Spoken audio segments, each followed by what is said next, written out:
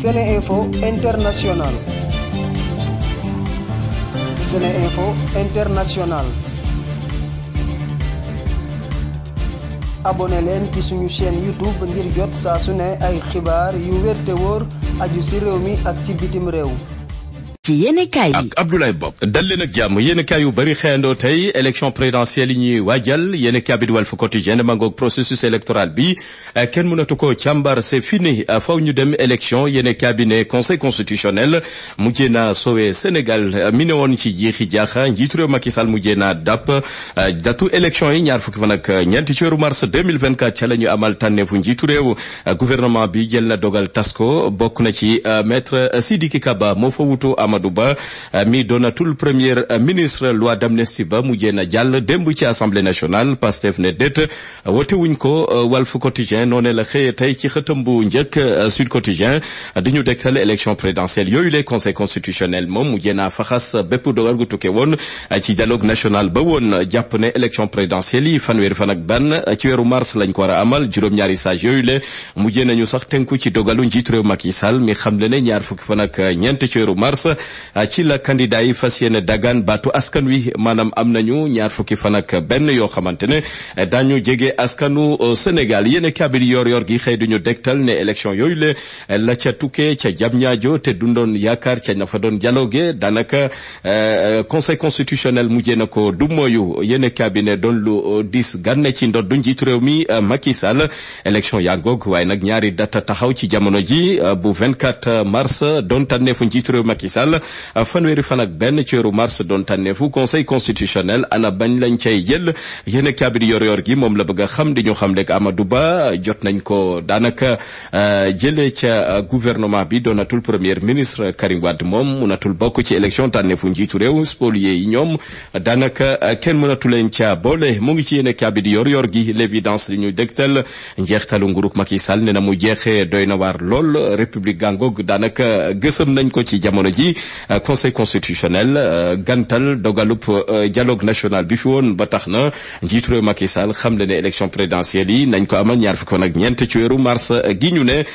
njiitu réew mi yemu ca tas na gouvernement ba jël kilifteef ba teg ko ci loxoy maître Sidiki Kaba di premier ministre yéen kabi di réew mi quotidien processus électoral beek élection présidentielle yi daanaka caaxaan faaxe récréation ba jeex na juróom-ñaari saa yene ca conseil constitutionnel ñoo dakkal li ni mel xam le ne nañu amal élection présidentielle fanweeri fan ak benn ci weeru mars gi ñu jëm waaye nag fukki candidat ak juróom-ñeenti ñoo cay dagaan baatu askan wi yemook njiitu réew Macky Sall tànn datu élection di ñaar fukki fan ak ñeenti ci weeru mars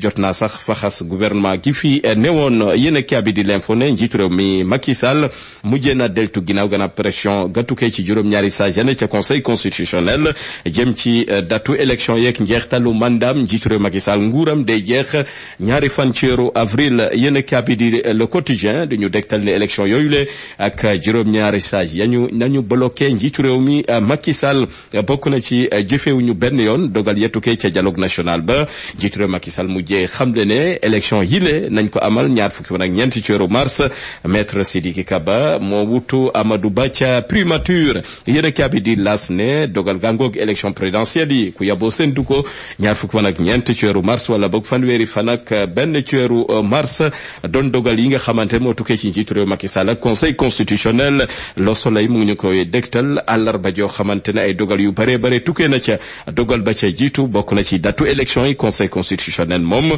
xam le ne du ànd benn yoon ci dialogue national bi nga xamante ne jotoon na tënk ay dogalam njiitu réew Macky Sall tànneef ga mu def ñaar fukk fan ak ñeent ci weeru mars la gis ne ca la ñu war a amal tànneefu njiitu réew xool ka koy wutu ci bopp réew mi Amadou Ba moom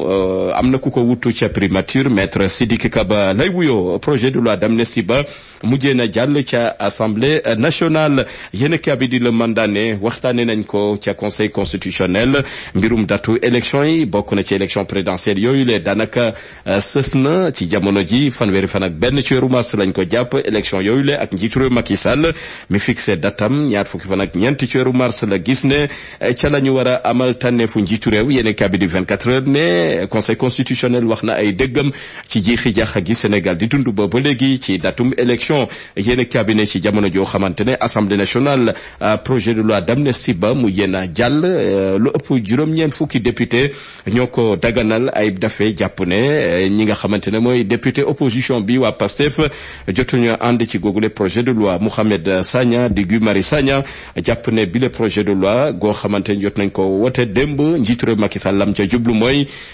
jaaree fa jégal ay ñooñam yi nga xamante ne dañoo laale ci ay ñaawte fi ci réew mi yéen kaa bi di turbine ne ma ngoog juróom-ñetti fukki bakkan ak juróom-benn ñoo ca rot diggante 2021 jàpp 2024 lépp nag niil na ci jamono ji lépp la ñu jël gasul yéen cabinet projet de loi ba mujjee jàll di projet de loi d'amnistie foofee ca assemblée nationale yéen cabinet di Dakar Times mu ngi ñuy dektal njiitu réew Macky Sall mi taxalikook Amadou Ba doonatul premier ministre waaye nag mu ngi wéy di doon candidat bu coalition Benno Bokk Yaakaar Amadou Ba jaajëfal njiitu réew Macky Sall ne ci ndombal tànk yam ko jox ak itamit sañ-sañ bam ko jox ba mu liggéey lu yaatu ci réew mi tey ji la ko dese mooy dem dagaani baatu askan wi ngir mun a doon juróomeelu président yéen kaabi di critique mu ngi ñuy dektal li nga xamante ne moo xew démb ci assemblée nationale ak la fa tukkee ci googule projet de loi yéen kaabi di suñu lamb nag ci 8 mars bi xëy na di ci delloo njukkal jigéen ñi nga xam ne ñoo yëngu ci wàllu lamb ji di ci béy seen waar saay su ne bi ba cosaan ak aada réew mi mun a suqaliku rawatina ci lamb ji bu fekkee ne sax góor ñaa ngay bëree ci biir géew ga jigéen ñi ñoom kenn demul ñu des ci arène nationale ñoom la yéen kaabi di suñu lamb xëy delloo njukkal yemook wàccaayu 8 mars. Mawlaya sall. 10e édition Prophète Mohammed Day in America samedi le 20 avril 2024 ci New York ngën ji mbindeef yonent yàlla Muhammad sallallahu alayhi wa sallam ci bésu ñaar fukki fan ci weeru avril la gane si woon àdduna ci calendrier bi ànd ak jant bi bis boobee le Islamic Cultural Foundation of America ci njiital imam Mohamed Sakho ak mboolem jullit yi di amal at mu jot ñaar fukki fan ci weeru avril ci New York muy bésub gën ji mbindeef yonent bi sallallahu alayhi wa sallam di bésub jullit yépp di ci woo jullit yépp di ci woo autorité étatique yi di ci woo diplomate yi di ci woo mboolem daayira yi di ci woo association yi ak mboolem communauté religieuse yi nekk ci États-Unis d'Amérique Prophet Muhammad Day in America ñaar fukki fan ci weeru avril ci New York 740 Delafield Avenue Staten Island New York Prophet Muhammad Day in America ñu ciy woo mboolem jullit yi.